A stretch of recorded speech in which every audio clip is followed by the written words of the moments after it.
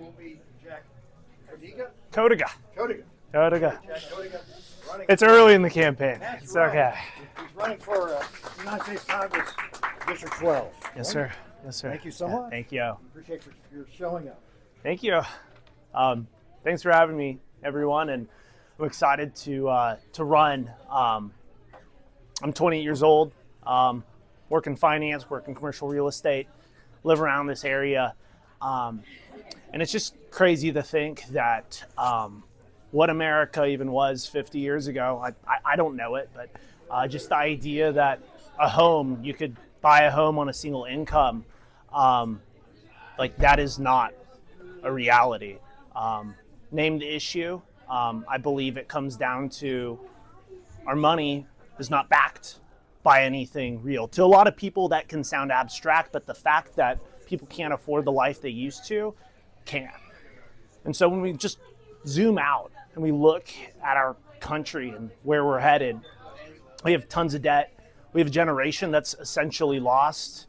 We have people on fixed income knowing that each year that fixed income, that's going to be devalued more and more. So the purpose of my campaign and what I want to do, I want to zoom out and say, gosh, we need some big systemic changes. And that's why I'm running for federal office. Based on two facts that we all know to be true. One, all people have value. Two, all people are flawed. That can help inform the systems we make and what we change. So for me, just looking ahead at what we need fixed, Republicans have power right now, right? And Republicans have had power. And just because someone is a Republican doesn't necessarily mean what they're conserving is America's founding values. The idea that you could work hard, and you can have enough money, and you can have the American dream. So I'm running, and I'm asking to be your voice, to go to DC, to go up against Alma Adams, and say, look, we want to be what America was 50 years ago, but also what it was founded on. And I want to be a conservative that conserves American values, backs our money as something real. Constitution says silver and gold. I'm a fan of that.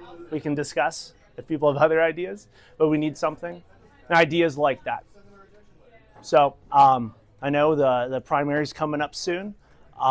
We will have events, a flyer at the front there that will outline where I have priorities for my policies, and I'm open to conversation. So thanks for having me here. I'm happy to field any questions you have, and thank you. Vote Jack. What do you do for a living, Jack? I'm a commercial real estate brokerage, specifically on the money side. So if somebody wants to build an apartment complex, I can help with finding financing for that. I'm working on an office building in town as one of my projects, and can kind of do that around the country. And I'd say just kind of that perspective and going to school for finance and real estate has just made me understand the huge issue we have with our money.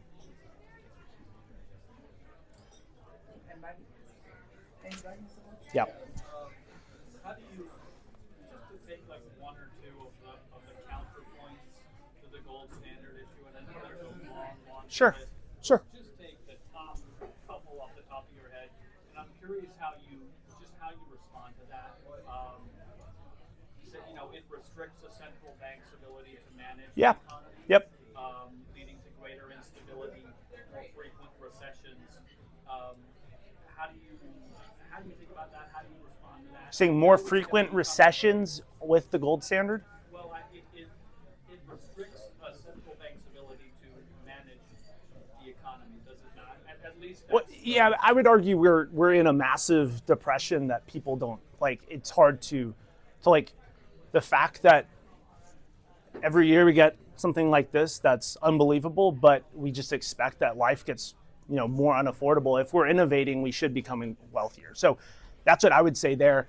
But to your first question of just like the counterpoints, if people like Bitcoin, Like if someone's like Bitcoin, or they just say, hey, we want a central bank, what have you, I'm happy the conversation is there. I believe silver and gold is pretty good because you can only mine so much of it a year. And so that's about percent or two, 1.5% is kind of what I've read. So that would that would say, okay, well, you can only increase currency by X amount.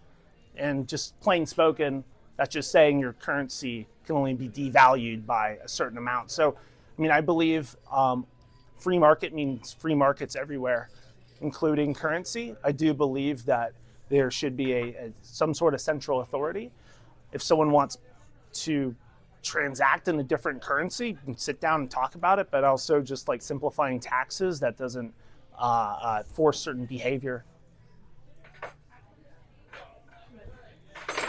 And besides the housing, which other issues do you think Yeah. that the people of Mecklenburg County have that they're not allowed Yeah. to go to another economical level? Yeah. Well, I say housing because I think that's just like the most apparent. Like my wife and I were looking at homes right now, actually. So to me too, I saw something that 51% of people in Mecklenburg County are burdened by their housing, right? And so housing, it's just like, it's a wooden building that's been there for 50 years. I mean, if you like, healthcare is a disaster. I mean, you have like 10-15% increases in costs year over year. I mean, I think for our generation, it's like college, that's huge. The government says, hey, like, we'll essentially allow anyone to go to school because they will guarantee a loan. Someone graduates and then they can't declare bankruptcy. And so then you don't only have those headwinds for the Gen Z millennial generation, but then like entrapment. So I feel like kind of those issues, I mean, people have talked about food, or like you're just seeing it across the board where just kind of what was happening, yesterday was better than today. And when people like to say like, oh, I want to know that tomorrow is going to be better for the future generation, that's not there. Thank you so much. Any more questions? Thank you so much. Okay. Thank you, Thanks, Jack. everyone.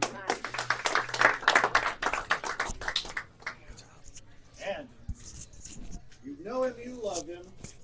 Ali Abdul, also running for District 12.